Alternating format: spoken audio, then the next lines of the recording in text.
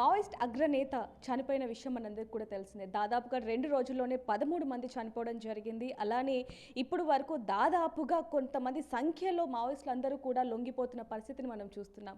మరి దానికి గల కారణం ఏంటి? అలాగే అసలు మావోయిస్టులు ఎందుకని లొంగిపోతున్నారు? ఇలా అనేక విషయాలకు సంబంధించి ఇప్పుడు మనతో పాటు మాట్లాడడానికి మాజీ మావోయిస్ట్ జంపన్న గారు మనతో పాటు ఉన్నారు. వారితో మాట్లాడదాం. నమస్తే సార్. సార్, ఇటీవల కాలంలో అంటే దాదాపుగా వారం రోజులు అవుతుంది మావోయిస్ట్ అగ్రనేత చనిపోవడం అనేది. సో దాన్ని అనుమానంగా కొంతమంది చూస్తూ ఉన్నారు. మీకు నిజంగానే అతని మరణం వెనకాల అనుమానాలు ఉన్నాయంటారా? ఇప్పుడు గత 7 రోజుల నుండి ప్రజలు విస్తృతంగా అనేక మంది రచయితలు, విశ్లేషకులు చాలా స్పష్టంగా మాట్లాడుతున్నది ఏంటంటే ఇది బూటకపు ఎన్కౌంటర్ అనే విషయాలు కూడా వాళ్ళు మాట్లాడుతున్నారు. నేను మొదటి రోజు నుంచి 18వ తారీఖు ఎన్కౌంటర్ జరిగిన వెంటనే కూడా ఏంటంటే నేను మొదటి నుంచి నేను మాట్లాడుతున్న విషయాలు ఏంటంటే ఇది నిజమైన ఎన్కౌంటర్ కాదది. అంటే ఎదురెదురుగా గెరిల్లా దళాలు లేదా ఇటుమాతో పాటుగా ఆయుధాలు కలిగి ఉన్న ఒక దళము, ఇటు పోలీసు బలగాలు ఎదురుకాల్పులు చేసుకున్నది కాదది. ఎదురుకాల్పులు అయితే అది మనకు మరొక రకంగా అర్థమయ్యేది. కాబట్టి మనకు మొట్టమొదటిగా వచ్చేది ఏంటంటే ఇడుమా అంటే ఒక బెటాలియన్లో ఉండి ఒక 150-200 మందితో ఉంటారు, లేదనుకుంటే 50 మంది అయినా వాళ్ళు ఏమైనా విడిపోతే 50 మంది అయినా ఉంటారు. అసలు ఏ సంఖ్య చూస్తే ఏంటంటే 6. ఆయుధాలు చూస్తే ఏంటంటే ఆయుధాలు ఏంటంటే ఒక 12, ఒక రివాల్వరు, ఒక పిస్టలు, ఓ వైర్ బిండలు. చాలా అతి సాధారణంగా అంటే బూటకపు ఎన్కౌంటర్ ప్రతిసారి కూడా ఏంటంటే ఇలాంటి ఆయుధాలను పెట్టిందంటే అక్కడ ప్రదర్శిస్తారు అది. కాబట్టి సేమ్ అదే విధంగా ఉన్నది అది. అంటే ఇడుమ లాంటి వాడు ఆయుధాలతో ఉండడు కదా, తర్వాత ఆ సంఖ్యతో ఉండడు. తర్వాత మరొక ముఖ్యమైన విషయం ఏంటంటే అసలు అది ప్రాంతం అంటే మావోయిస్టు తను తిరిగే ప్రాంతం కాదు అది. తను తిరిగే ప్రాంతం ఎక్కడ? దండకారణ్యము, దక్షిణ బస్తర్ ప్రాంతం. కానీ ఇప్పుడు జరిగింది ఎక్కడనంటే ఆంధ్రప్రదేశ్ సంబంధించిన తూర్పుగోదావరి జిల్లా అనేది ఉందో అది ఏఓబీల భాగం, పార్టీకి సంబంధించిన ఏఓబీల భాగము. ఇప్పుడు ఏఓబీలో బట్టి కూడా మావోయిస్ట్ పార్టీ వాళ్ళు ఎవరు లేరు. వాళ్ళు దాదాపు ఏంటంటే గత 6 నెలల క్రితమే వాళ్ళు క్లోజ్ అయిపోయినారు. ప్రత్యేకించి తూర్పుగోదావరి జిల్లా అయితే గత 20 సంవత్సరాల క్రితమే ఆ ప్రాంతాన్ని కూడా వాళ్ళు వదిలేసిరు. ఒకనాడు వాళ్ళు కొనసాగించిన కార్యక్రమాలే కానీ 20 సంవత్సరాల నుంచి కూడా లేదు. కానీ అలాంటిది ఇప్పుడు ఇక్కడ దక్షిణ బస్తర్ నుంచి ఇడుమ అక్కడికి ఎందుకు పోతాడు? ఒక ప్రశ్న వస్తుంది కదా. తనకు ఆల్రెడీ ఇప్పుడు సౌత్ బస్తర్లో బట్ట ప్రజలు తనకు అనుకూలంగా ఉన్నారు. ఇక్కడ ఈ వివిధ దళాలని వీటిని అన్నింటినీ వదిలిపెట్టి ఈ ప్రజలను వదిలేసిండు, ఈ ప్రాంతాన్ని వదిలేసిండు, తనకు తెలిసిన ప్రాంతాన్ని వదిలేసి అసలు తనకి ఏమాత్రం కూడా సంబంధం లేదు. తనకు మాత్రమే కదా, వాళ్ళు ఉన్న వాళ్ళకు కూడా ఎవరికి తెలియదు. వాళ్ళు ఉన్న వాళ్ళు ఎవరు చనిపోయిన వాళ్ళు కూడా అక్కడ ఏ సంబంధం లేకుండా అక్కడికి ఎందుకు పోతారు? మళ్ళీ ఇక్కడి నుంచి పోవాలంటే కనీసంగా వాళ్ళు నది దాటి, రోడ్డు దాటి, పోలీస్ స్టేషన్లు దాటి, మైదానాలు దాటి వాళ్ళు పోవడానికి 1 నెల రోజులు పడుతుంది. కాబట్టి ఎట్లా పోతాడు? కాబట్టి జరగని ముచ్చట. తర్వాత ప్రజలు ఏమంటున్నారు? అక్కడ దక్షిణ బస్తర్ ప్రజలు వాళ్ళు అక్టోబర్ 28, 29 ఫస్ట్ వరకు కూడా వాళ్ళు చెప్తున్నారు. వాళ్ళు మేము చూసినాము, ఇటుమ దాదాని ఇక్కడే చూసినాము. కాబట్టి ఇదంతా కూడా అనుమానాస్పదమైన విషయాలు ఇవన్నీ. ఇది మాత్రమే కాదు, ఇంకా మరొక విషయం. విజయవాడలో బట్ట 40-50 మంది దొరికిండ్రు, చుట్టుపక్కల పరిసరాలు దొరికిండ్రు. వాళ్ళు దొరికిండ్రు అనేది ఏందో వాళ్ళు దొరకడానికి ఇడుమకు సంబంధం ఉన్నది. ఆల్రెడీ మావోయిస్టు పార్టీ కూడా ఒక ప్రకటన చేసింది. ఇడుమ హాస్పిటల్కి పోయినప్పుడు హాస్పిటల్ లోపల 15వ తారీఖు లేదా 13వ తారీఖు వాళ్ళని పట్టుకొని బూటకు ఎన్కౌంటర్ చేసింది కూడా మావోయిస్టు పార్టీ ప్రకటించింది. తర్వాత ఇంకా మనం పోల్చుకుంటే మావోయిస్టు పార్టీ గతంలో పట్టినే అంటే కొంతమందిని అనారోగ్యంగా ఉన్న వాళ్ళు లేకపోతే ఇక్కడ సాధ్యం కాదనుకున్న వాళ్ళు సెటిల్ చేయాలనుకున్నారు. 6 నెలలు ఏడాది బయట ఉండాలని కూడా వాళ్ళు నిర్ణయించిన ఒక అవగాహన ఉంది, ఒక సర్క్యులర్ ఉంది. కాబట్టి ఇప్పుడు గమనించినప్పుడు వీళ్ళు ఎవరైతే ఉన్నారో వీళ్ళందరూ కూడా అంటే వాళ్ళకు గాయాలు ఏది కరిగుట్టల్లో, నేషనల్ పార్క్లో, మరో చోట వివిధ ఎన్కౌంటర్లో పట్ట కూడా ఏంటంటే వాళ్ళు గాయాలైన వాళ్ళు కూడా ఉన్నారు. కాబట్టి వీళ్ళందరినీ హాస్పిటల్లో చేర్చడము, 6 నెలలు బయట ఉంచడము అనే ఈ ప్రోగ్రాంలో భాగంగా ఇడుమాకు కూడా కొంత అనారోగ్యం కూడా ఉంది. కాబట్టి ఈ మొత్తం పరిస్థితి దృష్ట్యా ఏంటంటే వాళ్ళు మోసపోయిన వాళ్ళు అంటే ఎవరైతే ఆ వెహికల్లో చేరవేసినరో అంటే ఇక్కడి నుంచి గొల్లపల్లి నుంచి ఏది ఇక్కడ అంటే గొల్లపల్లి అంటే భద్రాచలము చెర్ల మధ్యలో ఉంటుంది. అది దండకారణ్యమే, ఛత్తీస్గఢ్కి సంబంధించిందే. కాబట్టి ఇక్కడి నుంచి ఏంటంటే వీళ్ళు అంటే వెహికల్ ద్వారా బహుశా కారో లేకపోతే ఏదో వ్యాన్ ద్వారా వీళ్ళు 2-3 దఫాలుగా 3-4 దఫాలుగా కూడా ఏంటంటే వీళ్ళు విజయవాడకు పోయినరు. లాస్ట్కి ఇడుమ వచ్చిన తర్వాత మొత్తం ఇడుమ ఎప్పుడైతే వచ్చిండో అంటే 10 ఇప్పుడు మనకు విజయవాడ నుంచి కూడా వాళ్ళు చెప్తున్నారు కదా 10-15 రోజుల కాంచి అక్కడ ఉన్నారన్నది. కాబట్టి వాస్తవం ఏంటది అది. కాబట్టి ఇడుమ ఎప్పుడైతే అక్కడ చేరిండో మొత్తం పట్టేసి ఇంట్రాగేట్ చేసి 15వ తారీఖు కనుక పట్టుకుంటే వాళ్ళు ఇంట్రాగేట్ చేసి ఏంటంటే వాళ్ళు చంపేసి చిత్రహింసలు పెట్టి చంపారు వాళ్ళు. సార్ అయితే ఇడుమ చనిపోయే ఏదైతే ఇప్పుడు అనుమానాలు మీరు చెప్తూ ఉన్నారో అదే విధంగా అతను చాలా బలశాలి, అదే ఒక గన్ను పట్టుకొని చేతుల్ని పైకి కిందకి దాదాపుగా 1500 సార్లు చేయగల వ్యక్తి. అలాంటి వ్యక్తిని ఒక్కసారిగా వెన్నుపోటుతో ఈ విధంగా చేశారు అంటూ కూడా కొంతమంది ఆరోపిస్తున్న పరిస్థితి కనిపిస్తుంది. అవును. అంటే ఇప్పుడు ఇడుమా మాత్రమే కాకుండా కూడా ఇడుమాతో పాటుగా కూడా వివిధ సభ్యులు వాళ్ళంతా కూడా అంటే మావోయిస్టు పార్టీకి సంబంధించిన దాంట్లో బట్ట కొంత ఇందులో వెల్ ట్రైన్డ్ సభ్యులు ఉన్నారు, కమాండర్లు ఉన్నారు. అంటే ఆ బెటాలియన్లో బట్ట వెల్ ట్రైన్డ్ ఉన్నారు కాబట్టి వాళ్ళు చాలా సందర్భాల బట్ట కూడా గతంలో బట్ట వాళ్ళ యొక్క పోలీస్ యాక్షన్లు వాళ్ళు సక్సెస్ చేశారు. వాళ్ళు చాలా వరకు అంటే చాలామంది మావోయిస్టు పార్టీలో ఉన్నారు చేశారు. కానీ ఇక్కడ బెటాలియన్ నాయకత్వంలో బట్ట కూడా ఇడుమా నాయకత్వంలో బట్ట కూడా వాళ్ళు చాలా సక్సెస్ చేశారు. కాబట్టి ఆ దృష్టిలో పెట్టుకున్నప్పుడు అంటే అంత ఈజీగా ఎట్లా చేయగలుగుతారు, బెటాలియన్ రక్షణ కనుక ఉంటే అనేతో ఇతరులు ఉంటే ఆ రకంగా చేయలేరు. ఇడుమా కూడా పోరాడతాడు కదా. అసలు ఏమాత్రం కూడా ఏంటంటే పోలీసులకు ఒక గాయం లేదు, ఏ కాల్పులు లేవు, ఇదంతా కట్టుకథలాగానే కనబడుతుంది కదా. కాబట్టి ప్రజలు అనుమానించేది అది వాస్తవం. అది సార్ ఇప్పుడు వరకు కూడా చూసుకుంటే ఏదైతే హిడ్మ ఉన్నారో వాళ్ళు లొంగిపోతారు అనే వార్తలు కూడా కొంతవరకు వినిపించాయని చెప్పొచ్చు. దాని కారణంగానే ఇదంతా జరిగింది అని. దీనికి సంబంధించి మీరు ఏం చెప్తారు? ఇప్పుడు ఈ సరెండర్ అనేది ఏందో నా దృష్టిలో ఒకటి ఏంటంటే అవి ఫేక్ ప్రచారాలు అనుకుంటున్నా. ఫేక్ ప్రచారాలు అవి నిజమైనవి కావు. ఎందుకు అనుకుంటున్నానంటే ఇవి అసలు ఆ సరెండర్ కావడానికి వచ్చిన మరి వాళ్ళు చెప్పాలి కదా, వచ్చి వాస్తవాధారాలు చెప్పాలి. అసలు ఆ జర్నలిస్ట్ ఎవరో ముందుకొచ్చి చెప్పరు. ఈ జర్నలిస్ట్ పేరు మీద సరెండర్ కావడానికి వచ్చి ఉండనంటే అంత ఈజీగా ఇడుమాతో పాటుగా వీళ్ళందరూ ఎట్లా సరెండర్ కావడానికి వస్తారు? కనీసమైన ఏంటంటే వాళ్ళు ఏర్పాటు చేసుకుంటారు కదా. మనం ప్రశ్నించుకుంటే ఇప్పుడు ఆశన్న పోయిండు, ఆశన్న కూడా 250 మందితో పోయిండు. తను పోయేటప్పుడే మీడియా వాళ్ళు చాలామంది రప్పించుకున్నాడు. పోయేటప్పుడే అక్కడ వీడియోలు తీసిర్రు, వాళ్ళు మాట్లాడిరు, ఇవన్నీ జరిగినాయి కదా. సరెండర్ కావడానికి సంబంధించి వచ్చినప్పుడు చాలా అంటే ఇడుమాని చంపుతారని కూడా తెలుసు కదా. ఇడుమాకు కూడా ఉంది కదా, ఇడుమా కూడా అంత ఈజీ కాదనే విషయం తెలుసు.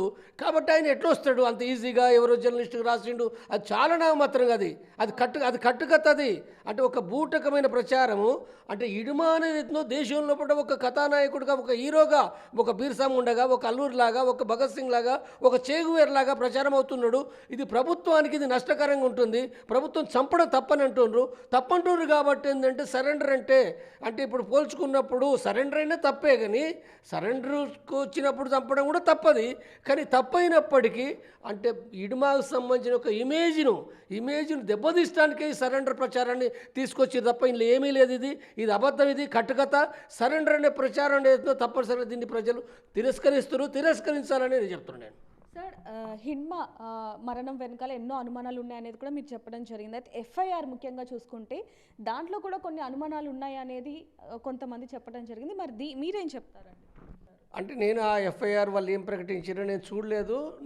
కానీ బహుశా పౌర హక్కుల సంఘాల వాళ్ళు పరిశీలిస్తారు, అడ్వకేట్ కూడా పరిశీలిస్తారు. కాబట్టి వాళ్ళు చెప్తుండ్రు. అంటే చెప్పేది అవుతుందో అంటే ఇప్పుడు ఎక్కడైతే ఒక తప్పును కప్పిపుచ్చుకోవడానికి ఒక అబద్ధం ఆడితే ఏంటంటే అవి 100 అబద్ధాలుగా ఏంటంటే బయటికి వస్తాయి. కాబట్టి అబద్ధాన్ని అతికించడానికి ప్రయత్నం చేయకూడదు అది. అంటే కాబట్టి ఇక్కడ పోలీస్ అధికారులు కూడా ఏంటంటే వాళ్ళు చెప్పే దాంట్లో బట్టి కూడా చాలా స్పష్టత లేదు, గందరగోళం. ఈ గందరగోళం మరిన్ని తప్పులు అవి పెరుగుతున్నాయి తప్ప తరగటం లేదు.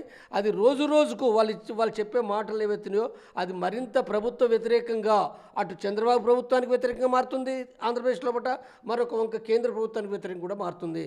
కాబట్టి అబద్ధాలు చెప్పడం ద్వారా సత్యాన్ని కప్పిపుచ్చడం అసాధ్యం అనే విషయాన్ని నేను చెప్పదలుచుకున్నాను. సార్ హిడ్మ మరణం తరువాత మావోయిస్టులలో ఎలాంటి ప్రభావితం చూపిస్తుంది అంటారు? ఇప్పుడు ఇడుమా చనిపోవడం అనేది ఉందో మావోయిస్టు పార్టీకి తీవ్రమైన నష్టమే. వాస్తవంగా ఈ సంవత్సర కాలంలో పాటు కూడా కేంద్ర కమిటీ మెంబర్లు నంబాల కేశవరావు జనరల్ సెక్రటరీతో సహా చాలామంది చనిపోయారు. వాళ్ళు చనిపోవడం అనేది ఉందో మావోయిస్టు పార్టీకి తీవ్రమైన ఒక దెబ్బ. మామూలు దెబ్బేం కాదు, మామూలు నష్టమే కాదు అది. వివిధ రాష్ట్ర కమిటీ మెంబర్లు చనిపోయారు, సభ్యులు చనిపోయారు, ప్రజలు చనిపోయారు. 550 మందికి పైగా కూడా చనిపోవడం అనేది ఉందో మావోయిస్టు పార్టీ ఏదైతుందో అది ఒక రకంగా దానికి చాలా వాళ్ళని కట్టిపడేసిన విధంగా కూడా ఒక నష్టం జరుగుతుంది. ఇప్పుడు ఇడుమా కూడా అంటే చాలా యాక్షన్లకు నాయకత్వం వహించి ఒక ఇడుమా కూడా ఏంటంటే మావోయిస్టు పార్టీలో బట్టి కూడా ఒక అంటే గట్టి మొండి పట్టుదలగా ఉండి పోరాడుతున్న ఒక నాయకుని, గుర్తింపు పొందిన నాయకుడు చనిపోవడం, ప్రత్యేకించి దండకారణ్యంలో ఆదివాసీ ప్రజలకు ఒక ఆరాధ్యమైన అభిమానమైన నాయకుడుగా ఒక విశ్వాసం కలిగిన నాయకుడిగా చనిపోవడం ఏదైతుందో అది మావోయిస్టు పార్టీకి లేదా దండకారిన ప్రజలకు అక్కడ పార్టీ కేడర్ కూడా అది తీవ్రమైన నష్టమే. కాబట్టి అయితే ఈ నష్టం అనేది ఉన్నప్పటికీ కూడా ఆ నష్టాన్ని వాళ్ళు ఏ రకంగా అంటే ఇప్పటికి వాళ్ళు సాయుధ పోరాటం కొనసాగిస్తామని అంటున్నారు కాబట్టి సరే ఏ రకంగా జరుగుతుందో మనం చూడవలసిందే. అంటే ఒక ఇడుమ నష్టమే కాదు, ఇతర నష్టాలే కాదు, ఇంకా కొంతమంది కూడా అనేక మంది సరెండర్ అవుతున్న విషయాలు కూడా మనం చూస్తున్నాం. సాయుధ పోరాట విరమణ చేసే వాళ్ళని కూడా చూస్తున్నాము. కాబట్టి ఈ మొత్తం నష్టాల మధ్యన ఏదైనా నష్టమే, చనిపోవడం నష్టమే, లేదా సరెండర్ కావడం నష్టమే, లేదా సాయుధ పోరాట విరమణ చేయడం నష్టమే. అంటే పార్టీ బలహీనపడడం అనేది మనకు కనపడుతున్న విషయం అది కాబట్టి వాళ్ళు ఎట్లా పుడుచుకుంటారు ఏంటిదనేది మనం గమనించవలసింది. అది సార్, ఇందాక మీరు అన్నట్టుగా మావోయిస్టులు చాలా మంది కూడా ఇప్పుడు లొంగిపోతున్న పరిస్థితిని మనం చూడడం జరిగింది. వాళ్ళ దగ్గర నుంచి పెద్ద ఎత్తున డబ్బులు కావచ్చు, బంగారం కావచ్చు, అవి కూడా మేము స్వాధీనం చేసుకున్నామంటూ కూడా ఒక వార్తలు కూడా రావడం జరిగింది పోలీసుల దగ్గర నుంచి. అయితే ఇంతమంది మావోయిస్టులు ఇప్పుడు లొంగిపోవడానికి గల కారణం ఏంటి? అంటే ప్రాణభయమా, లేకపోతే ఇంకా ఇప్పుడు వరకు ఏదైతే అక్కడ జరిగిందో అది ఇంకా జరగదు అన్న ఒక అపోహన ఏంటి అసలు? ఇప్పుడు ఎవరైనా నేను స్పష్టంగా చెప్పేందంటే ఈ సందర్భంగా నేను చెప్పే విషయం ఏంటంటే సాధారణంగా మావోయిస్టులు పనిచేసే వాళ్ళు ఎవరు సరెండర్ అయినా వ్యక్తిగతంగా వాళ్ళ లోపల ప్రాణభయంతో సరెండర్ అవుతున్నారు. చాలా చాలా చాలా తప్పు. నేను స్పష్టంగా పాఠకులకు కూడా చెప్తున్నా. సాధారణంగా సరెండర్ అయినట్టే ప్రాణభయం, సరెండర్ అంటే ప్రాణభయం కాదది. అవును, కొత్తగా చేరిన సభ్యులు వాళ్ళకి యుద్ధం తెలియనప్పుడు ఆ ఫైరింగ్ జరిగినప్పుడు ఒకరిద్దరు చనిపోయినప్పుడు వెంటనే వాళ్ళకి ప్రాణభయం ఉండే మాట వాస్తవమే. కానీ 10 ఏళ్ళు, 20 ఏళ్ళు, 30 ఏళ్ళు అక్కడ ఫైరింగ్లలో ఉండి, ఎన్కౌంటర్లు ఉండి, వాళ్ళు రైడ్స్లో ఉండి, వాళ్ళు ఆంబుష్లు ఉన్న వాళ్ళకు వాళ్ళకేం ప్రాణభయం ఉంటుంది? వాళ్ళు ఫైరింగ్ సీన్లో కొత్తమా? ఫైరింగ్స్లో ఇప్పుడు తప్పకుండా కొత్తమా? ఇది కాదది. వాళ్ళకి ఆ ఫైరింగ్లు విని చచ్చిపోతామని తెలిసే ఆ పాటలో చేరిండ్రు, చచ్చిపోతామని తెలిసే వాళ్ళు కొనసాగిండ్రు 10 ఏళ్ళు, 20 ఏళ్ళు, 50 ఏళ్ళు. కానీ ఎందుకు చనిపోయినరు అని అంటే నేను చెప్పే విశ్లేషణ ఏంటంటే మొట్టమొదటగా అంటే ప్రభుత్వ బలగం ఏదైతుందో అది చాలా బలంగా పెరగడము, తీవ్రంగా పెరగడము, మావోయిస్టు పార్టీ ఏదో చాలా బలహీనపడము. ఈ మొత్తం చూసినప్పుడు అంటే నెలలు మాత్రమే కాదు, సంవత్సరాల తరబడి కూడా అంటే ప్రభుత్వం యొక్క చాలా పైచేయి కావడం, మావోయిస్టు పార్టీ చాలా డౌన్ పొజిషన్కి వెళ్ళడం, ఇంకెంత మాత్రం కూడా యుద్ధం చేసే పరిస్థితి కూడా లేకపోవడం, అంటే మావోయిస్టుల తరఫు నుంచి ఏ విజయాలు లేకపోవడం, అది మిలిటరీ విజయాలు లేవు, రాజకీయ విజయాలు లేవు, ప్రజా విజయాలు లేవు, ఉద్యమ విజయాలు లేవు. కాబట్టి ఎటు చూసినా నిరాశ కనబడుతుంది. మరొక వంక కూడా ఏంటంటే వాళ్ళ రక్షణే సమస్య ఉంటుంది. వాళ్ళ రక్షణ, వాళ్ళ తిండి, వాళ్ళ యొక్క ఉనికి, వాళ్ళ కదలిక, ఆ మూమెంట్స్ ఒక సమస్యగా మారుతుంది కదా. మారుతున్నప్పుడు సహజంగానే బయటకు వస్తారు, తప్పనిసరిగా వస్తారు. కాబట్టి ఇప్పుడే కాదు, ఈ సంవత్సరమే కాదు, అది మావోయిస్టు ఉద్యమాన్ని కనుక సమీక్షించుకుంటే అనేక సందర్భాల్లో ఎప్పుడైతే దెబ్బతిన్నప్పుడు సరెండర్లు ఎక్కువైనాయి, నష్టాలు పొందినప్పుడు ఎక్కువైనాయి. కానీ ఇప్పుడు జరిగే నష్టాలు ఏవైతున్నాయో ఈ నష్టాలు మావోయిస్టు పార్టీ చరిత్రలో కనివిని ఎరగని ఈ నష్టాలున్నాయి, కనివిని ఎరగని సరెండర్లు ఉన్నాయి. కాబట్టి ఇదంతా కూడా ఏం కారణం ఉంది అంటే వాస్తవంగా చెప్పాలంటే మావోయిస్టు పార్టీ 2024 ఆగస్టులో పట్టినే వాళ్ళు స్పష్టంగా రాసుకున్నది ఏంటంటే ప్రజా విజయాలు లేవు, నిర్మాణాలు లేవు, రిక్రూట్ లేదు, యుద్ధం కూడా చేయలేకపోతున్నాము. అంటే పోలీసులకు ఆంబుష్ చేయాలనుకున్నా, రైడ్ చేయాలనుకున్నా చేయలేకపోతున్నాము. తూటాలు లేవు, అనేక మందులు లేవు, అనేక సమస్యలు ఎదుర్కొంటున్నారు. వాళ్ళు ప్రచారం కూడా చేసుకోలేని పరిస్థితి ఉంది. కాబట్టి ఈ పరిస్థితి అంతా కూడా ఏంటంటే వాళ్ళు సర్కార్ లోపల కిందికి కూడా వాళ్ళు అందించిండ్రు. కాబట్టి ఇలాంటి వాళ్ళే చెప్పారు సరెండర్ కావడానికి కూడా కొంతమందిని పంపించాలి, వయసు పడ్డలు, అనారోగ్యంగా ఉన్న వాళ్ళు పంపించాలనుకున్నారు, మరొక సెటిల్ చేయాలనుకున్నారు. కాబట్టి ఈ నేపథ్యంలో పార్టీ యొక్క స్థితి ఏదైతుందో చాలా అంటే గణనీయంగా కూడా దాని యొక్క అంటే ఆ మనోబలం ఏదో తగ్గిన పరిస్థితిలో అది సహజంగానే వాళ్ళు ఆ సరెండర్స్ ఈ నష్టాలు జరుగుతున్నాయి. కాబట్టి ఇప్పుడు వాళ్ళు ఆలోచించుకోవాల్సిన అవసరం ఉంది అనేది నేను చెప్తున్నాను. సార్, మావోయిస్టులలో హిమ్డా అనే వ్యక్తి ఒక భగత్ సింగ్, ఒక దేవుడు అంటూ కూడా కొంతమంది అన్న మాటలు కూడా మనం వినడం జరిగింది. అలాంటి వ్యక్తిని చంపటానికి గల కారణం ఏంటి? ముఖ్యంగా అంటే ఎప్పుడు వెళ్ళని, ఇందాక మీరు అన్నట్టుగా ఆ ప్రదేశానికి వెళ్ళడానికి గల కారణం కూడా బాగా నమ్మించి హిమ్డాకి పరిచయం ఉన్న వ్యక్తి అక్కడికి తీసుకొని వెళ్ళారు అనే వార్తలు కూడా వినిపిస్తూ ఉన్నాయి. దానికి సంబంధించి ఏం చెప్తారు? అవును, అంటే నేను కూడా అదే విన్నా. నేను అంటే సరే వాస్తవాలు ఏంటి అనేది మావోయిస్టు పార్టీకి మరింత స్పష్టంగా అర్థమవుతాయి. కానీ నేను విన్నది కూడా ఏంటంటే ఇడుమాను మోసం చేసిండ్రు. ఇడుమా అంటే చాలా కాలం నుంచి సహకరించే వ్యక్తే. అంటే పోలీసులకు దగ్గరగా ఉండి ఇడుమాను ఏదైతుందో నమ్మించి మోసం చేయడం జరిగింది. అంటే ఇడుమా ఏదైతుందో వీళ్ళందరినీ వాహనాల్లో తరలించడానికి తను పోవడానికి కూడా ఏంటంటే అక్కడ ఆ ట్రాప్లో పడ్డాడు. దీని పోలీస్ ట్రాప్లో పడ్డట్టే, ఇది తప్ప మరొకటి కాదు అది. కాబట్టి అయితే ఇడుమా ఒక్కడే ఉన్నాడా, ఇడుమా వెనకాల కూడా మరి నాయకత్వం కమిటీ ఏం ఆలోచించింది, లేదా ఇతర సీసీ మెంబర్లు కూడా వాళ్ళు ఏం గైడెన్స్ ఇచ్చిండ్రో అది వాళ్ళు ఆలోచించుకొని రివ్యూ చేయవలసిన విషయం. కానీ ఏదైనా ఇక్కడ మాత్రం వీళ్ళు ట్రాప్లో పడడమే ఇది కారణము. కాబట్టి పోలీసు అంటే ఇప్పుడు ఇక్కడ ఈ సంఘటన మాత్రమే కాదు, మావోయిస్టు ఉద్యమాన్ని దెబ్బతీయడానికి అనేక సందర్భాల్లో బట్ట కూడా కొవ్వట్లు పంపుతున్నారు, లేదా ఉన్న వాళ్ళని కూడా కొవ్వట్లు ఆర్గనైజ్ చేసుకుంటుండ్రు, ఇన్ఫార్మల్ని ఆర్గనైజ్ చేస్తుండ్రు. చుట్టూ కూడా ఏంటంటే ఒక వలపన్ని ఉన్నారు. అంటే ప్రభుత్వము, కేంద్ర ప్రభుత్వము, వివిధ రాష్ట్ర ప్రభుత్వాలు కూడా మావోయిస్టు పార్టీని దెబ్బతీయడానికి వలపన్ని ఉన్నారు. వాళ్ళ దగ్గరికి వాళ్ళకి మందులు ఇచ్చే వాళ్ళు కావచ్చు, వాళ్ళకి తిండి పెట్టే వాళ్ళు కావచ్చు, లేదా వాళ్ళకి సమాచారం ఇచ్చే వాళ్ళు కావచ్చు, లేదా ప్రజా సంఘాలుగా మావోయిస్టు పార్టీ ప్రచారం చేస్తా అన్న వాళ్ళు కూడా కొంతమంది అందరు కాదు కొంతమంది కావచ్చు. కాబట్టి రకరకాల పద్ధతులు ఒకటి ఏంటంటే మావోయిస్టు పార్టీ దెబ్బతీయడానికి ఒక పెద్ద వలపన్ని ఉన్నారు. కాబట్టి ఇది ఏమాత్రం కూడా చిన్న మిస్టేక్ జరిగినా పెద్ద నష్టం జరుగుతున్నాయి, చాలా జరిగినాయి. అవే ప్రతి ఎన్కౌంటర్లో బట్టి కూడా ఎక్కడో కాడ వాళ్ళు ఎవరిపైన అయితే నమ్మిన వాళ్ళు ద్రోహం చేయడం కూడా చాలా సందర్భాలు జరుగుతున్నది.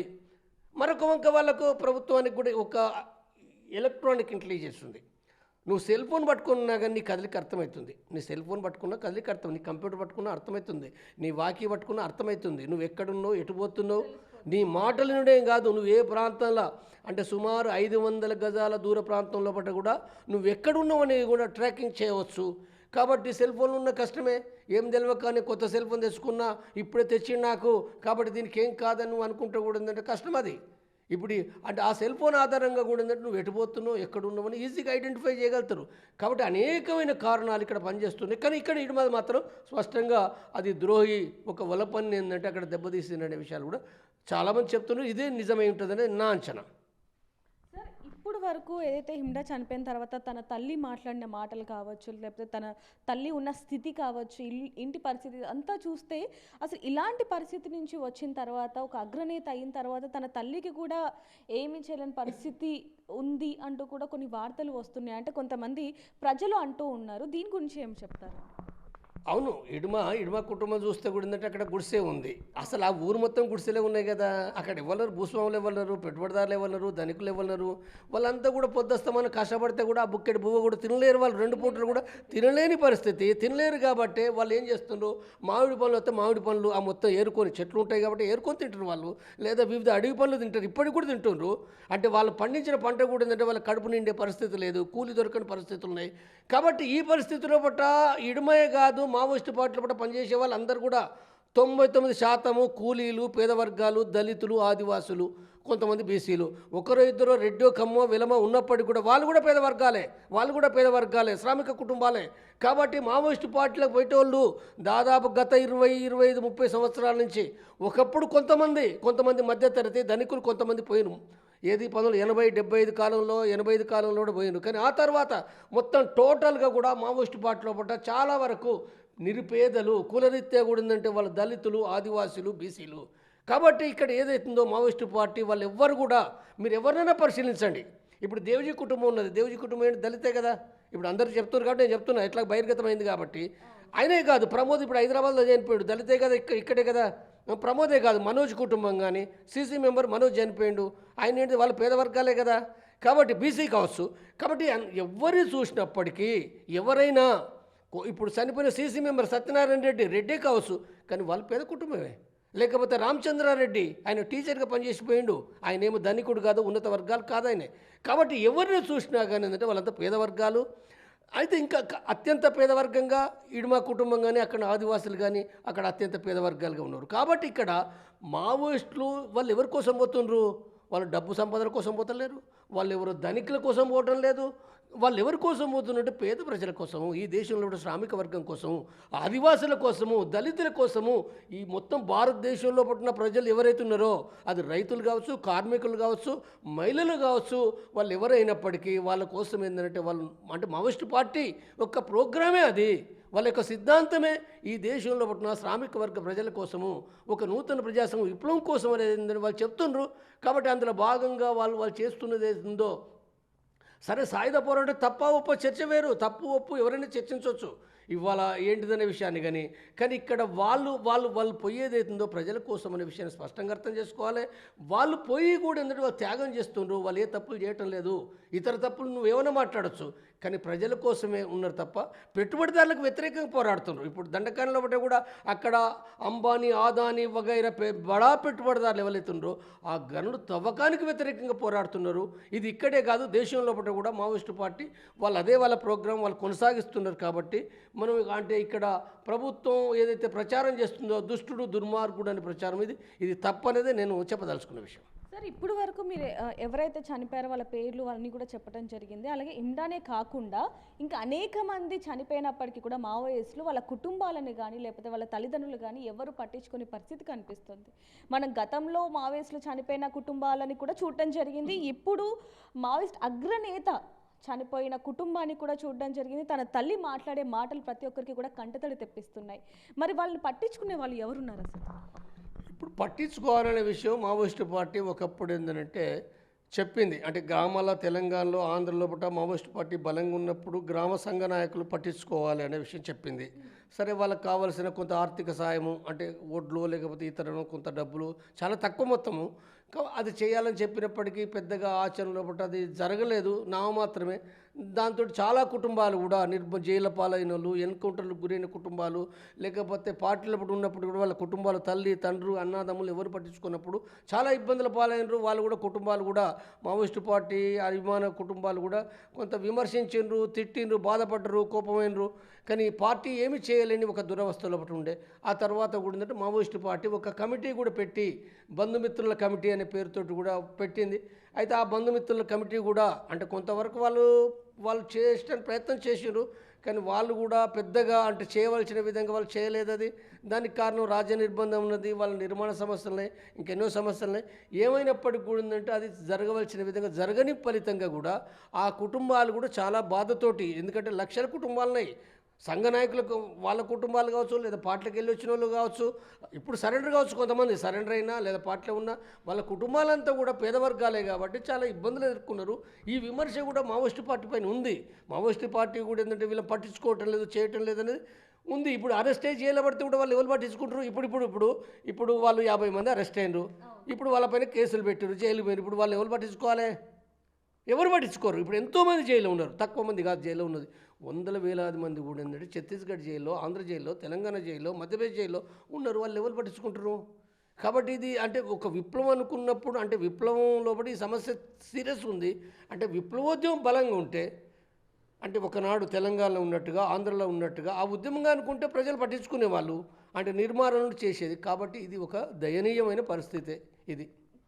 సార్ ఇప్పుడు వరకు చూసుకుంటే ఎవరైతే మావోయిస్టులు లొంగిపోయారో వాళ్ళ దగ్గర నుంచి వచ్చిన వార్త ఒకటి, అంటే మావోయిస్టుల దగ్గర దాదాపుగా 400 కేజీల బంగారం ఉంది, అలాగే కొన్ని వేల సంఖ్యలో కోట్లు ఉన్నాయి అంటూ కూడా కొన్ని వార్తలు వచ్చాయి. అంటే దీని మీద కూడా నేను కొంతమందితో మాట్లాడడం జరిగింది. అసలు ఇంత డబ్బు ఎక్కడి నుంచి వస్తుంది, అసలు ఎందుకు వీళ్ళకంత అంటారు? ఇప్పుడు నేను మొదటి ప్రశ్న ఏంటంటే ఎక్కడి నుంచి వచ్చింది అనేదంటే అది వింత ఏంటిది? నేను అంటే వీళ్ళ అసలు 4,000 కోట్లు అన్నారు.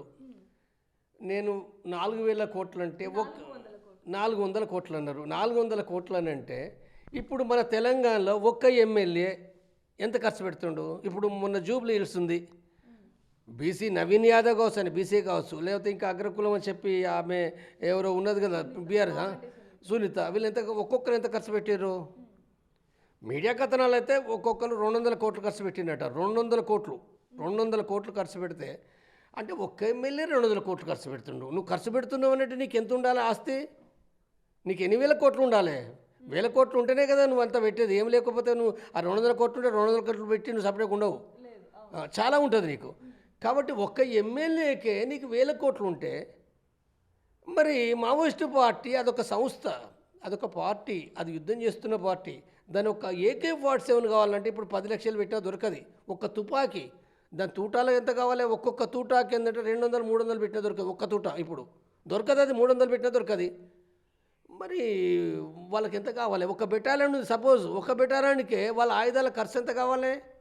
అనేక అంటే దళాల ఖర్చు ఎంత కావాలి? ఈ ఆయుధాల ఖర్చు నేను చెప్తున్నా.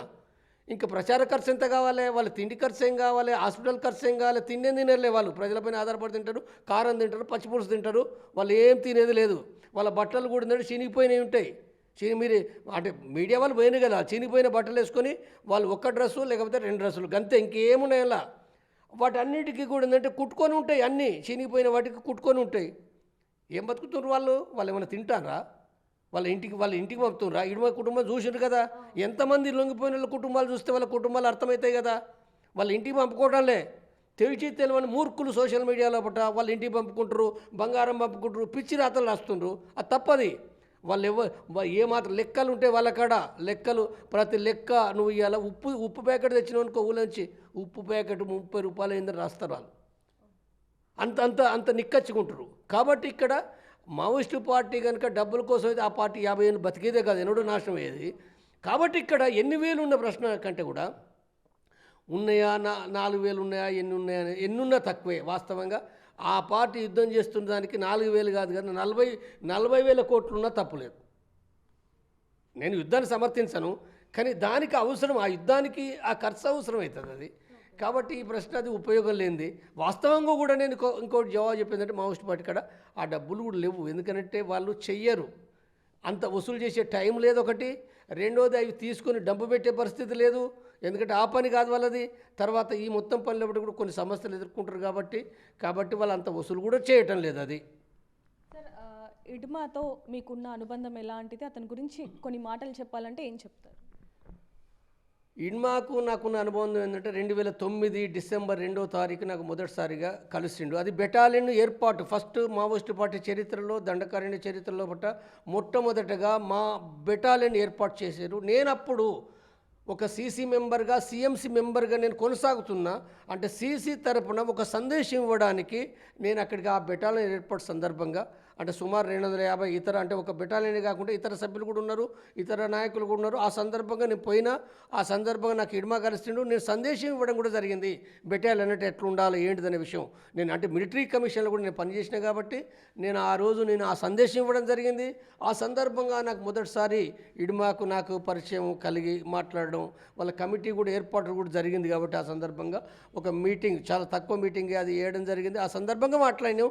తర్వాత మళ్ళీ మేము సుమారు ఒక నెల రోజుల వరకు కూడా మేము కలిసే దాదాపు ఒకే ప్రాంతంలో మేము కలిసి ఉండి వివిధ విషయాలు, మిలిటరీ విషయాలు, రాజకీయ విషయాలు మేము చర్చించడం జరిగింది. ఆ సందర్భంగా నాకు అర్థమైంది, ఇడ్మాకు సంబంధించి వచ్చినప్పుడు, అంటే ఆ మొత్తం గమనించినప్పుడు కేడర్ తోటి ప్రతి విషయాన్ని, వాళ్ళ కష్టాలు కానీ సుఖాలు కానీ వివిధ విషయాలు కూడా పట్టించుకుంటూ వాళ్ళందరికీ అభిమాన నాయకుడిగా మొత్తంగా వాళ్ళందరూ కూడా ఇడుమ దాదా అనే వాళ్ళు, ఇడుమ దాదా అని చెప్పి ఇడుమ నుంచి కూడా ప్రతి విషయాన్ని తెలుసుకుంటూ వాళ్ళు పనిచేయడానికి సిద్ధపడేవాళ్ళు. తర్వాత ఇడుమ చాలా ఓపికతోటి వాళ్ళందరితో కూడా, తను ఒక బెటాలియన్ కమాండర్ అయినప్పటికీ కూడా, అంటే వాళ్ళందరితో కొత్తగా వచ్చిన సభ్యులతో కూడా చాలా కలిసిమెలిసి ఉండడము, వాళ్ళకి అవసరమైన సలహాలు ఇవ్వడము చేసేవాళ్ళు. తర్వాత నేను నెల రోజులు ఉన్నప్పుడు కూడా వాళ్ళకు ట్రైనింగ్ కూడా ఇవ్వడం నేను గమనించినాము. అంటే ఒక ఆపరేషన్ సంబంధించిన ఒక మోటివేషన్ చేస్తూ తను వాళ్ళతోటి ఎట్లా వాళ్ళ కోయ భాషలో కూడా మాట్లాడుతూ వాళ్ళని ఏ రకంగా సిద్ధం చేస్తున్నది అవుతుందో అది చాలా ఒక కమాండర్ చేయవలసిన ఒక డ్యూటీగా, అది చాలా ఒక మంచి కమాండర్, మంచి మిలిటరీ కమాండర్గా కూడా నాకు అర్థమైంది అక్కడ. కాబట్టి ఆ తర్వాత కూడా ఏంటంటే ఆయనే, అంటే ఏ పరిస్థితులైనా, ఎన్ని కష్టాలైనా, ఒక ఆపరేషన్ పోయినప్పుడు, ఒక యాక్షన్ చేసినప్పుడు వెనక్కి పోకుండా కూడా మన ధైర్యంగా ఎట్లా పోరాడాలి. నష్టాలు ఉండొచ్చు, చనిపోవచ్చు, మావోయిస్టు పార్టీ నుంచి కూడా చనిపోవచ్చు. చనిపోయినప్పటికీ కూడా తన పక్క పంటి వాళ్ళు కూడా చనిపోయినప్పటికీ ధైర్యంగా ముందుకు పోవాలనే విషయాన్ని ఏంటంటే వాళ్ళకి మోటివేషన్ చేసిన తీరు ఏదైతుందో చాలా అది ఉన్నతంగా ఉంది. కాబట్టి ఆయనే ఆ తర్వాత కూడా ఏంటంటే గమనిస్తే కూడా వివిధ యాక్షన్లు కూడా నేనున్నది కూడా ఆయన చాలా ఒక బలమైన ఒక కమాండింగ్ పాత్ర. అంటే నష్టాల మధ్యలో కూడా యాక్షన్ సక్సెస్ చేయడానికి కూడా, అంటే చివరి వరకు కూడా దాదాపు ఏంటంటే ఫెయిల్ కావడం కాకుండా దాదాపు 90% ఉండొచ్చు 1-2 ఘటనలు, కానీ దాదాపు 90% ఏంటంటే సక్సెస్ చేయగలిగిండు. ఆ తర్వాత అనేక యాక్షన్లు కూడా ఓన్లీ తను చేసిన ఒక ప్లాన్ యాక్షన్లో ఆంబుష్లు మాత్రమే కాకుండా రైడ్లు కూడా చేసిండు, పోలీస్ క్యాంపుల పైన కూడా రైడ్లు చేసిండు. కాబట్టి రైడ్లో కూడా సక్సెస్ అయ్యిండు. తర్వాత ఇది మాత్రం కాదు, తనే ఎన్కౌంటర్ గురైనప్పుడు ఇప్పుడు కరిగుట్టలో ఒక 20 రోజులు ఫైరింగ్ అయింది. మనం విన్నాము. అంటే హెలికాప్టర్లతోటి కూడా ఏంటంటే 4 హెలికాప్టర్లతోటి మిలిటరీ బలగాలు, భారత మిలిటరీ బలగాలు ప్రతిరోజు పొద్దు నుంచి సాయంత్రం వరకు కూడా 4 హెలికాప్టర్లతోటి వాటికి రాకెట్ లాంచరు, మోటార్స్ బిగించి ఒక తూటాల వర్షం ఏదైతుందో ఒక వర్షం పడ్డట్టుగా కూడా కంటిన్యూ కొనసాగింది. అంటే వాళ్ళు చెప్తున్నారు చందు ఇప్పుడు మొన్న సరెండర్ అయినా చందు కూడా చెప్తుండే ఆ విషయం ఎట్లా జరిగింది అనేది. కాబట్టి అది గమనిస్తే అంటే వాటి మధ్యలో బట్ట కూడా ఆ బండల కింద లేకపోతే గుహల కింద వీళ్ళు దాచుకొని కూడా ఏంటంటే ఒక హెలికాప్టర్ని కూడా కూల్చేసారు. వీళ్ళు కూల్చేయడం కాదు, అక్కడ రిట్రీట్ కాకుండా 20 రోజులు కూడా ఏంటంటే భారత ప్రభుత్వ బలగాలు ముప్పు తిప్పలు పెట్టి వాళ్ళని కూడా చంపినరు, వాళ్ళు కూడా గాయపడ్డారు చాలామంది. అంటే 20 రోజులు కొనసాగడం మామూలు విషయం కాదు అది. కాబట్టి ఇలాంటి అన్నీ కూడా ఏంటంటే ఆయన యొక్క ఒక పాత్ర ఏదైతుందో ఒక మిలిటరీ కమాండర్ పాత్ర చాలా అది ఒక మిలిటరీ రంగంలోనే మిలిటరీ రంగానికి వచ్చినప్పుడు ఆయన ఒక గొప్ప మిలిటరీ నాయకుడిగా ఆయనే మావోయిస్టు పార్టీల పట్ల ఉన్నాడు. అది ఈడుమాకు సంబంధించిన పట్టుదల కానీ తర్వాత అవన్నీ కూడా ఏంటంటే మావోయిస్టు పార్టీల పట్ల ఒక ఆదర్శనీయమైన జీవితాన్ని గడిపింది మనకు కనపడుతుంది అది. కాబట్టి ఈ సందర్భంగా అంటే నేను కూడా సరే ఆ లైన్ నేను విభేదించి వచ్చినప్పటికీ ఒక ప్రజల కోసం పనిచేస్తున్న నాయకుడు ఏదైతుందో చనిపోవడం అది బాధాకరమైంది అనే ఉంది నాకు. అది సార్ హిడ్మా జీవిత విధానం ఏ విధంగా ఉండేది ఏంటండి అసలు? అంటే జీవిత విధానం అనేది ఏంటంటే మావోయిస్టు పార్టీల పట్ల ఎవరిది కూడా సపరేట్గా ఉండదు. ఏ నాయకుడైనా ఏ కేంద్ర నాయకుడైనా చనిపోయినప్పుడు బసవరాజు కూడా ఆయన కూడా సపరేట్ ఏం లేదు. అక్కడ ఏదైతే వండుతారో ఊళ్ళో ప్రజలు తిండి తెచ్చినప్పుడు చిన్న దళం అయితే లేకపోతే ఊళ్ళో తిండి తెస్తారు, తిండి తెచ్చినప్పుడు అందరికీ పంపిణీ చేస్తారు, అదే తిండి తినాలి. వాళ్ళ నాయకుని కోటి సభ్యుని కోటి ఏమీ లేదు. అది ఏదైనా కానీ కారం కానీ గట్క కానీ లేకపోతే అన్నం కొద్దిగానే వస్తే దాన్ని కూడా పంపిణీ చేసి తింటారు. సేమ్ అక్కడ వంట వండుకున్నప్పుడు కూడా అందరికీ కూడా ఒకే విధమైన విధానం తప్ప దాంట్లో బట్టి వేరేది ఏముండదు. తర్వాత డ్రెస్సులు కూడా ఎవరికైనా గవ్వే 2 డ్రెస్సులు ఉంటే ఒకటే డ్రెస్సు, ఉంటే 2 డ్రెస్సులు లేకపోతే ఒకటే డ్రెస్ ఉంటుంది, వేరే ఏముండే సపరేట్గా వేరే ఏముండే. గదే ఒక ఫాల్తీన్ కవర్ పడుకోవడానికి ఒక ఫాల్తీన్ కవర్ ఉంటుంది, అందరు కప్పుకోవడానికి ఒక చెద్దరు ఉంటుంది, లేకపోతే బ్లాంకెట్ ఉంటుంది తప్ప వేరే ఏముండే. చదువుకుంటాను కొన్ని పుస్తకాలు ఒక పెన్ను తప్ప విడిగా వాళ్ళ యొక్క వ్యక్తిగతమైన సామాన్లు ఏముండే. తర్వాత ఎలాంటివి కూడా ఉండే అందరితో కలిసి సమిష్టిగా ఉండే జీవితమే. కాబట్టి అంటే ఇడుమా కూడా చాలా సింపుల్గా అందరితోటి కలిసిపెట్టాడు. అందరు తిన్నది అది ఏదైనా తింటాడు, ఇది తినాలి అది తినొద్దని కాకుండా ప్రతిదీ తినేటోడు. కాబట్టి తింటూ కూడా ఏంటంటే ఆయన ఉన్న జీవితమే తప్ప ఆయన ఇంకా ప్రత్యేకంగా వేరే అయితే ఏమీ లేదు. అది సార్ చాలామంది ఇప్పుడు మావోయిస్టులు ఎవరైతే లొంగిపోతున్నారనేది మనం ఇందాక మాట్లాడుకున్నట్టుగా లొంగిపోయిన తర్వాత వాళ్ళకి ప్రాణ నష్టం ఉంది అంటూ కూడా కొన్ని వింటూ ఉంటాము. అసలు ఎవరి వల్ల ప్రాణ నష్టం ఉంటుంది, అసలు ఏంటి సార్? అంటే ఎవరైతే ఇప్పుడు మావోయిస్టులు ఉన్నారో వాళ్ళ ప్రదేశాలు కానీ లేకపోతే వాళ్ళ చీకటి కోణాలు ఇవన్నీ చెప్తారన్న భయంతో ప్రాణభయం ఉంది అంటారా లేకపోతే ఏంటి? ప్రాణభయం అనేది ఇప్పుడు నేను ప్రాణభయానికి సంబంధించి ముందు చెప్పిన ఎట్లా ఏ సమయంలో ఉంటుంది అనేది. కానీ నష్టాలు అనేది ఉందో ఇప్పుడు ప్రభుత్వము ఒక మిలిటరీ బలగాలను కేంద్రీకరించింది, 1,00,000 పైగా బలగాలను ఛత్తీస్గఢ్ని కేంద్రీకరించింది. ఒక ఇంటెలిజెన్స్ విభాగం కూడా చాలా వాళ్ళు ఇంటెలిజెన్స్ అని అంటే ఓన్లీ మనకు ఇక్కడ అధికారుల రూపంలో ఉన్నోళ్ళే కాదు, సివిల్ డ్రెస్లో ఉన్నోళ్ళే కాదు, సివిల్గా అంటే మామూలుగా గ్రామాల నుంచి కూడా వాళ్ళు ఇన్ఫార్మర్ నెట్వర్క్ని తయారు చేసుకుంటారు. గ్రామాల్లో కూడా ఒక సంఘం నుంచి తయారు చేస్తారు, లేదా వివిధ పెద్ద మనుషుల నుంచి కూడా వాళ్ళు తయారు చేసుకుంటారు, వ్యతిరేకుల నుంచి తయారు చేసుకుంటారు. మార్కెట్లో కూడా ఇప్పుడు సపోజ్ ఇప్పుడు ఛత్తీస్గఢ్ పువ్వార దగ్గరనే కొండం అనే ఒక అంగడి జరుగుతుంది, వారానికి ఒకసారి ఒక అంగడి జరుగుతుంది. అంగడి జరిగితే కూడా అంగడి కాడ సరుకులు బట్టలు అమ్మేటోళ్ళు లేకపోతే ఇతర బియ్యం పప్పులు అమ్మేటోళ్ళు లేకపోతే రకరకాల వాళ్ళు కూడా దాంట్లో కూడా ఇన్ఫార్మర్లు పెట్టుకున్నారు. ఇప్పుడు కాదు ఎప్పటి నుంచో ఇన్ఫార్మర్లను పెట్టుకున్నారు. అంటే ఆ రూపంలో కూడా ఇప్పుడు మావోయిస్టులకు సరుకులు కావాలి కాబట్టి సరుకుల కోసం దళసభ్యం పంపుతారు కదా. కాబట్టి వాళ్ళు ఏం చేస్తారు, సమాన్లు వీళ్ళకి అవసరమైన సమాన్లు కూడా తెచ్చిచ్చడంలో కూడా వాళ్ళు తెచ్చిస్తూ కూడా అంటే ఒక వంక మావోయిస్టులకు సరుకులు ఇస్తారు, మరొక వంక పోయి పోలీసు అధికారులకు కూడా సమాచారం చెప్పే రూపంలో ఇంటెలిజెన్స్ అనేది ఉంటుంది. తర్వాత మరొక వంక కూడా ఓన్లీ అక్కడే కాదు, ఇప్పుడు చుట్టుపక్కల చెర్ల ఉంటుంది, లేదా బీజాపూర్ ఉంటుంది, సుక్మా ఉంటుంది, అక్కడ కూడా ఇన్ఫార్మర్లు ఉన్నారు, డాక్టర్లు కూడా. అంటే అందరు డాక్టర్లు ఇన్ఫార్మర్లు అని కాదు, కానీ డాక్టర్ల రూపంలో కూడా భద్రాచలంతో సహా.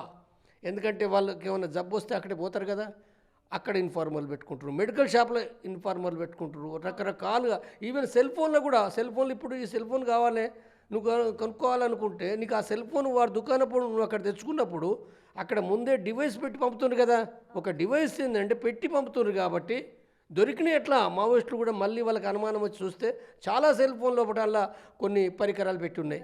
కాబట్టి అంటే నష్టపరచడానికి అనేక రూపాల్లో ఇవాళ భారత ప్రభుత్వం చెయ్యని ప్రయత్నం లేదు. కొన్ని కోట్ల రూపాయలు వెదజల్లుతుంది.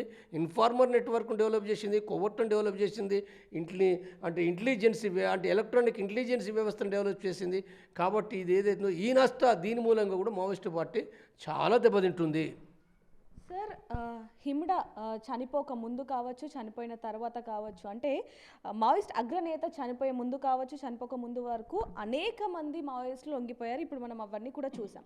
కానీ దీనికి సంబంధించి అగ్రనేత చనిపోయిన దాని గురించి ఎక్కడ కూడా ఆయనకు ఒక నెగిటివ్గా ఒక పోస్ట్ కూడా లేదు, ఒక వార్త కూడా లేదు. దానికి సంబంధించి మీరు ఏం చెప్తారు? ఇప్పుడు సాధారణ మీడియా లోపట కానీ లేదా పత్రిక లోపట కానీ ఇడుమా గొప్ప నాయకుడిగానే కీర్తిస్తున్నారు. అంటే ప్రజల నుంచే చనిపోయిన రోజు నుంచే చాలా సీరియస్గా వచ్చింది కాబట్టి ప్రధాన మీడియా అంతా కూడా ఏంటంటే రాయాల్సి వస్తుంది, రాస్తుర్రు.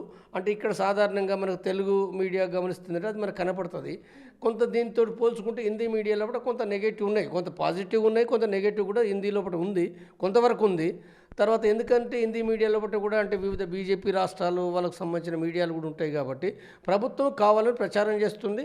తర్వాత సోషల్ మీడియా లోపల కూడా కొంత ఉంది. సోషల్ మీడియా లోపల కొంత అంటే ఆ ప్రభుత్వానికి సపోర్ట్ చేసే వర్గాలు కూడా ఉంటారు కాబట్టి వాళ్ళు కొంత చేస్తున్నారు. కానీ ఎక్కువగా దాదాపు 90% భారతదేశ వ్యాప్తంగా టోటల్గా సోషల్ మీడియా కానీ ఇడ్మాయత్ను ఒక గొప్ప నాయకుడిగా, ఒక భగత్ సింగ్గా, ఒక చేగువరగా, ఒక సాధారణమైన అంటే ఆదివాసీ కుటుంబం నుంచి వచ్చి అంటే ఇంత ఎత్తుకు ఒక సీసీ మెంబర్ ఎదిగి ప్రజల కోసం పనిచేయడం వేస్తుంది. దాన్ని గొప్పగా కూడిందంటే అందరూ దీన్ని చెప్తున్నారు. ఇది మావోయిస్టులు లొంగిపోవటాన్ని ఏ విధంగా చూడొచ్చు అంటారు? ఇప్పుడు లొంగిపోవడం అనేది ఉందో, ఇప్పుడు లొంగిపోవడము లేకపోతే సాయుధ పోరాట విరమణ లేదా సెటిల్ కావడం కూడా ఒక రకంగా చెప్పాలంటే నేను ముందు సెటిల్ కావడం అనే కంటే కూడా లొంగిపోవడం కానీ లేకపోతే సరెండర్ కావడం కానీ అంటే సాయుధ పోరాటాన్ని వదిలివేయడం కదా. సాయుధ పోరాటం అంటే ఏంటిది? రాజ్యాంగానికి వ్యతిరేకం కదా. రాజ్యాంగానికి వ్యతిరేకంగా అంటే ఇక్కడ చెప్పేది రాజ్యాంగానికి వ్యతిరేకంగా నువ్వు ఆయుధాలు పట్టి పోరాడుతున్నావు. ఈ ఆయుధాలతోటి ఒకనాడు పోరాడిర్రు, చాలా విజయాలు సాధించింది మావోయిస్టు పార్టీ. ఆ విజయాలు చెప్పాలంటే నేను వారం రోజులు చెప్పినా ఈ తరగని చరిత్ర ఉంటుంది. అది అంత పెద్ద చరిత్ర ఉన్నది. అంటే ప్రతిరోజు 12 గంటలు చెప్పి వారం చెప్పినా తరగదు. అది అంత గొప్ప చరిత్ర ఉంది. ఒకనాడు చేసిర్రు, వాస్తవం అది. చాలా వాళ్ళు భూస్వాములకు వ్యతిరేకంగా పోరాడారు, భూములు పంచారు, లేదా ఫారెస్ట్ భూములు పైన కూడా అది లక్షల ఎకరాలు కూడా సాగు చేయించారు. ఫారెస్ట్ అధికారులకు వ్యతిరేకంగా, భూస్వాములకు వ్యతిరేకంగా, కాంట్రాక్టర్లకు వ్యతిరేకంగా, అవినీతి పరులకు వ్యతిరేకంగా, దొంగ వ్యాపారులకు వ్యతిరేకంగా అనేకమైన విజయాలు వాళ్ళు సాధించారు. కానీ అంటే ఇవి ఎన్ని సాధించినప్పుడు ఇవాళ అంటే గత కొంతకాలంగా గత 10 సంవత్సరాల నుంచి కూడా మావోయిస్టు పార్టీ ఆ ఉద్యమాలు చేయటం లేదు, చాలా తగ్గిపోయినాయి. ప్రజా సంఘాలు కూడా నిషేధానికి గురైనాయి, వాళ్ళు అరెస్ట్ అయ్యి జైల్లో ఉన్నారు, ఇబ్బందులు పడుతున్నారు వాళ్ళు కూడా. కాబట్టి ఒక వంక నిర్మాణాలు దెబ్బతిన్నాయి, పార్టీలకు రిక్రూట్ కూడా తగ్గింది. కాబట్టి ఇవన్నీ పరిస్థితులు ఒకటి ఏంటంటే అంటే పార్టీ దెబ్బతింటుందని అర్థం ఏంటంటే చాలామంది అంటే ఇప్పుడు సరెండర్ అవుతున్నారు. అందుకోసమే కదా నేను మొదట కూడా చెప్పింది ఏంటంటే పార్టీ నష్టాలు పోతున్నప్పుడు, పార్టీ విజయాలు లేనప్పుడు, ఇది మాత్రమే కాదు ఇంకొక ముఖ్యమైన విషయం ఏంటంటే నేను చెప్పేది విజయం సాధిస్తుందనే నమ్మకం లేనప్పుడు, విజయం అంటే ఏ విజయము? విప్లవం. వాళ్ళు అనుకున్న పద్ధతి లోపల నూతన ప్రజాస్వామ్య విప్లవము, సాయుధ పోరాట మార్గం ద్వారా విప్లవం సాధిస్తామని ఒక నమ్మకం ఎప్పుడైతే కోల్పోయిన వాళ్ళు కూడా బయటకు వచ్చేస్తారు. ఎందుకు ఉండాలి మరి? ఎందుకు చనిపోవాలి? చనిపోవడం అనేది వృధానే కదా. నీకు నిజమే అది కాక విజయం సాధిస్తామని అనుకుంటే త్యాగం చేస్తే సిద్ధపడతారు. అది లేనప్పుడు ఎందుకు సిద్ధపడతారు? కాబట్టి వచ్చేస్తారు. అందుకోసమే సాయుధ పోరాట విరమణ అవుతుంది, అందుకోసమే సరెండర్ అవుతుంది. వాళ్ళు ఏమైనా చెప్పొచ్చు కాక కారణాలు వాళ్ళు బొచ్చడి చెప్తారు. వచ్చిన వాళ్ళు ఏంటంటే ఇవన్నీ ఏం చెప్పకుండా కూడా నాకు అనారోగ్యం ఉంది, నాకు మోకాలు నొప్పి ఉంది, నాకు ఈ సమస్య ఉందని చెప్పొచ్చు. పార్టీ సిద్ధాంతాలతో ఎవరు పెట్టుకోవాలి? ఏం అవసరం? పార్టీ సిద్ధాంతం ఇది తప్పు, లేకపోతే ఇది కాదు, ఇది నమ్మకం లేదని అంటే వాళ్ళని తీడుతారు. నువ్వు ఒకసప్పుడేక నాకు అనారోగ్యం ఉందంటే అయిపోయా, ఏ లోళ్ళు ఉండదు కదా. ఇప్పుడు చూడు సోషల్ మీడియాలో నువ్వు మావోయిస్టు పార్టీ అది విజయం సాధించది కష్టమని చెప్పు అనంటే వాళ్ళని బొచ్చడి తిడతారు. ఇప్పుడు నన్ను కూడా నేను 90% మావోయిస్టు పార్టీ గురించి మంచిగా చెప్తాను. నేను అందరికీ తెలుసు, ప్రభుత్వాలకు తెలుసు, పోలీసులకు తెలుసు, మావోయిస్టు పార్టీలకు తెలుసు, వాళ్ళ అభిమానులకు తెలుసు, అందరికీ తెలుసు. 90% నేను చెప్తాను, 90% చాలా విషయాలు చెప్పిన. ఎందుకంటే జీవిత చరిత్ర సత్యం చెప్తా కదా. ఆ సత్యం చెప్పినప్పుడు మరి నేను ఉన్న ప్రాబ్లం కూడా నేను చెప్పాలి కదా. అంటే అది మాత్రం చెప్పాలి తప్ప ఏ ప్రాబ్లం నేను చెప్పొద్దు అన్నట్టు ఎట్లా? నేను ఉన్నది ఏంటంటే సత్యం కోసమే ఉన్న, వాస్తవ విషయాలు చెప్పడానికే ఉన్నది తప్ప నేను అబద్ధాలు నేను చెప్పను. వాస్తవ విషయాలు నాకు అర్థమైన నేను విశ్లేషిస్తాను. నేను కమ్యూనిజాన్ని కోరుకుంటున్నాను. నేను కమ్యూనిస్టుల తప్పులు ఇతర తప్పులు కూడా చెప్తున్నాను. నేను అన్నీ చెప్పను, చిన్నవి పోనీ అన్నీ నేను చెప్పను నేను. కానీ విధానపరమైన అయితే నేను తప్పనిసరి చెప్తా. అది సిపిఎందైనా, సిపిఐదైనా, ఎంఎల్ పార్టీదైనా నాకు అర్థమని చెప్తా. నా తప్పు అయితే వాళ్ళు చెప్పవచ్చు. ఇప్పుడు నేనేమన్నా, నేను సాయుధ పోరాటం ఇప్పుడు సాధ్యం కాదని చెప్తున్నా. దీర్ఘకాలిక యుద్ధం అనేది అవుతుందో ఈ భారతదేశంలో సాధ్యం కాదనేది నేను 8 ఏళ్ళ కాంచి చెప్తున్నాను. నేను 8 ఏళ్ళ కాంచి అది చెప్తే కొంతమందికి ఇష్టం ఉండదు. ఇష్టం ఉండకపోతే నేనేం చేస్తా? ఉన్న వాస్తవం చెప్పు. మరి లేదు, నువ్వు నాకు దీర్ఘకాలిక యుద్ధం ద్వారా ఈ దేశం విప్లవం వస్తుందని చెప్పు, నిరూపించు. నువ్వు చెప్పు, ఎట్లా నుంచి చెప్పు. నేను 8 ఏళ్ళ కానీ చెప్తున్నది అదే నిరూపణ అవుతుంది కదా. నేను చెప్తున్నది నిరూపణ అవుతుంది. కాబట్టి నేను ఇప్పుడు ఈ సందర్భం కూడా చెప్పేది ఏంటంటే, వాళ్ళు నా మిత్రులే. నేను బాధపడుతున్నా, వాళ్ళు చనిపోయిన ప్రతి సందర్భం కూడా బాధపడుతున్నా. ఎందుకంటే నాతోటి 30 ఏళ్ళు 40 ఏళ్ళు కలిసి పని చేసిన వాళ్ళు. అసలు ఇంటి పక్కడు చచ్చిపోతేనే, చుట్టం కూడా చచ్చిపోతేనే బాధపడతాము. 40 ఏళ్ళు కలిసి చనిపోతే ఏముంటుంది అలా? బాధపడతానుగా, ఎవరైనా బాధపడతాం కదా. ఇంకెవరున్నారు మరి? నాకు ఇంకా ఎవరున్నారు? వాళ్ళ మార్గం వేరు కావచ్చు.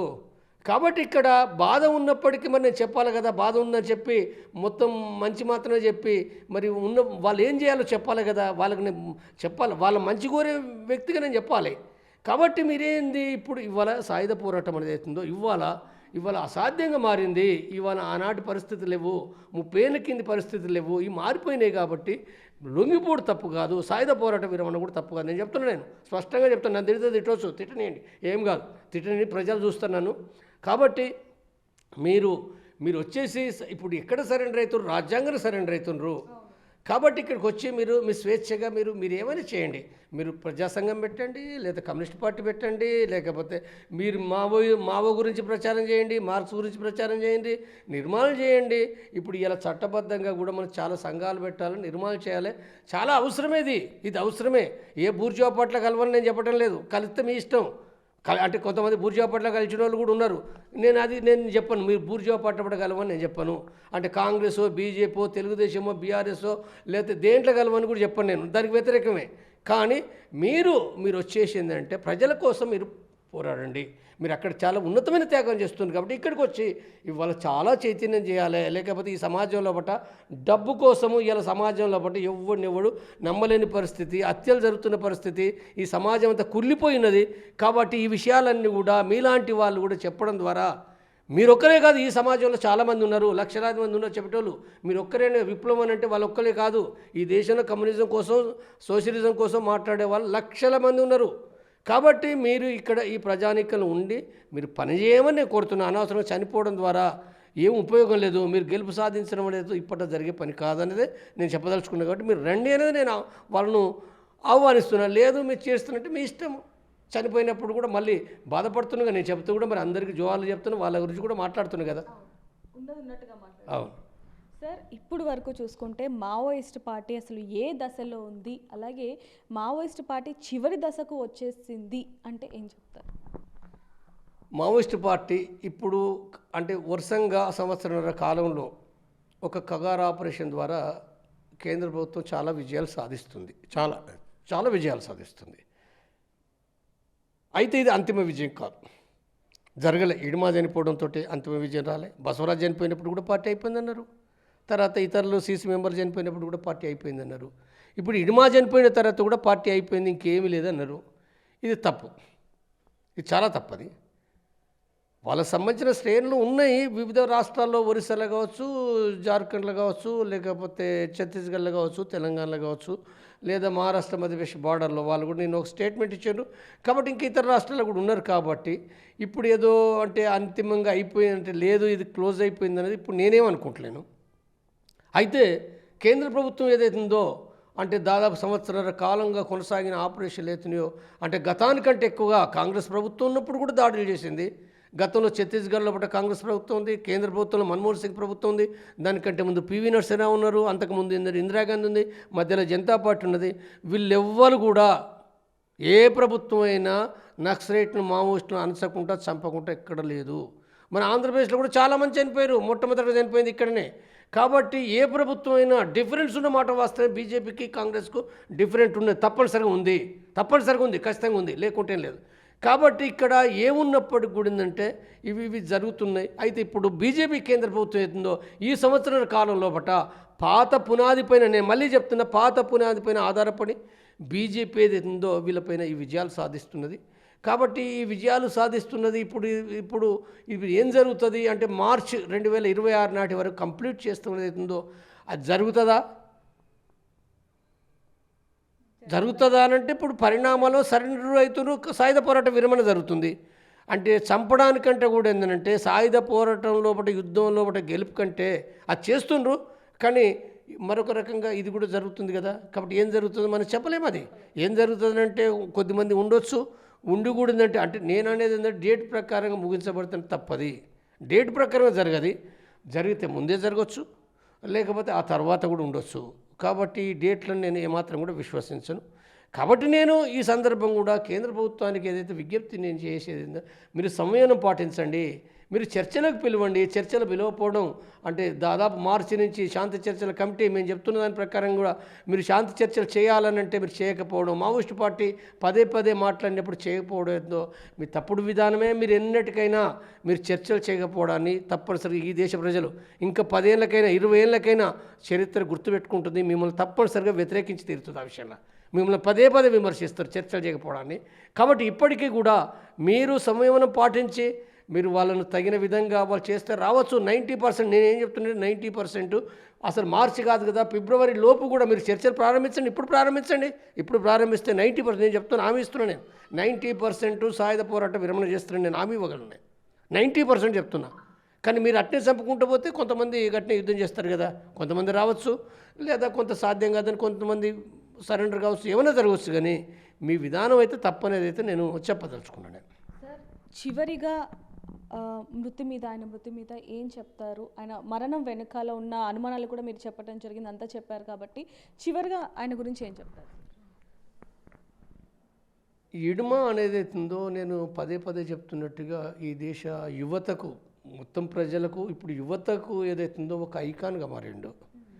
తప్పనిసరిగా అంటే నేను యువతకు చెప్పే విషయం ఏంటంటే ఇడుమ జీవితం 25 సంవత్సరాల జీవితము ఒక నిరుపేద కుటుంబంలో పుట్టి ఒక ఆదివాసీగా ఉండి తను చదువుకున్నది కూడా 5వ తరగతి మాత్రమే, ఎక్కువ కూడా ఏం లేదు. కానీ హిందీ నేర్చుకొని చాలా సాహిత్యం చదివిండు, చాలా టెక్నాలజీ నేర్చుకున్నాడు, నైపుణ్యం నేర్చుకొని ఏదైతే భారత ప్రజల కోసం చేసిండో, ఒక ఆదివాసి కోసం చేసిండు. నేను ఆదివాసి కోసం ఆయన పాటుపడ్డది నిజమే, కానీ మొత్తం భారత ప్రజల కోసం చేసిండు. కాబట్టి యువత ఏదైతుందో మీరు తప్పనిసరిగా మీరు చదువుకోండి, ఉద్యోగాలు చేయండి, కానీ తప్పనిసరిగా సమాజం గురించి ఆలోచించండి. భారత సమాజం ఏదైతుందో ఇవాళ మనం ఎటు చూసినా నిరుద్యోగం ఉంది, దోపిడీ ఉన్నది, అణచివేత ఉన్నది, రైతులకు గిట్టుబాటు ధరలు లేవు, కార్మికులు కూడా మనం ఏమవుతుందో మనం చూస్తున్నాం. 60 కోట్ల కార్మిక వర్గం కూడా, అసంఘటిత కార్మిక వర్గం 45 కోట్ల పైగా ఉంది. కాబట్టి వాళ్ళు ఎంత ఇబ్బందులు ఉన్నారో మనం చూస్తున్నాం. మనం వివిధ వర్గాలు కూడా, చిన్న వ్యాపారస్తులు కానీ లేదా చిన్న సాధారణ ఉద్యోగస్తులు కానీ చాలా ఇబ్బందులు ఎదుర్కొంటున్నారు. కాబట్టి మీరు అందరూ కూడా ఏంటంటే తప్పనిసరిగా ఆయన అందించిన స్ఫూర్తి, నేను సాయుధ పోరాటం చేయమని చెప్పను, అది మీ ఇష్టం, అది మీ ఇష్టం, మీ ఛాయిస్. కానీ నేను చెప్పే ఛాయిస్ ఏదో ఇడుమ నుంచి ఆ స్ఫూర్తి, ఆ పట్టుదల నేర్చుకోండి, ఆ నిజాయితీ నేర్చుకోండి, ఆ త్యాగం సమాజం కోసం ఒక ఉన్నతమైన త్యాగం. అంబేద్కర్ కూడా ఉన్నతమైన త్యాగం కదా. అంబేద్కర్ కావచ్చు, లేదా పూలే కావచ్చు, లేదా పెరియార్ కావచ్చు, ఈ దేశంలో చార్వాకులు కానీ, లేదా ఈ దేశంలో అనేక మంది కమ్యూనిస్టులు కూడా ప్రజల కోసం త్యాగం చేసిన వాళ్ళు చాలామంది ఉన్నారు. ప్రజల కోసం వాళ్ళ జీవితాన్ని కంప్లీట్గా ధారపోస్తారు. కాబట్టి మీరు ఇడుమ నుంచి ఏంటంటే ఇప్పుడు మీరు ఆ స్ఫూర్తిని అందుకొని మీరు పనిచేయండి అనేది ఏదైతుందో నేను వాళ్ళకు చెప్తున్నాను. సో చూస్తున్నాం కదా, హిడుమ చనిపోవడం అనేది అందరికీ కూడా బాధాకరం. అదేవిధంగా అతని నుంచి ఎన్నో విషయాలు మనకు తెలుసుకోవాలి. అలాగే అతని మృతి మీద అనేక ఆరోపణలు, అనుమానాలు కూడా ఉన్నాయనేది మాత్రం చాలా క్లియర్గా తెలుస్తుందని చెప్పొచ్చు. దీనికి సంబంధించి కూడా సార్ ఎన్నో విషయాలు మనతో పంచుకున్నారు. మరిన్ని వార్తల కోసం చూస్తూనే ఉండండి బిగ్ టీవీ. కెమెరామ్యాన్ పరశురామ్తో reporter Devika, Tarnaka. For more videos like this, subscribe Big TV channel.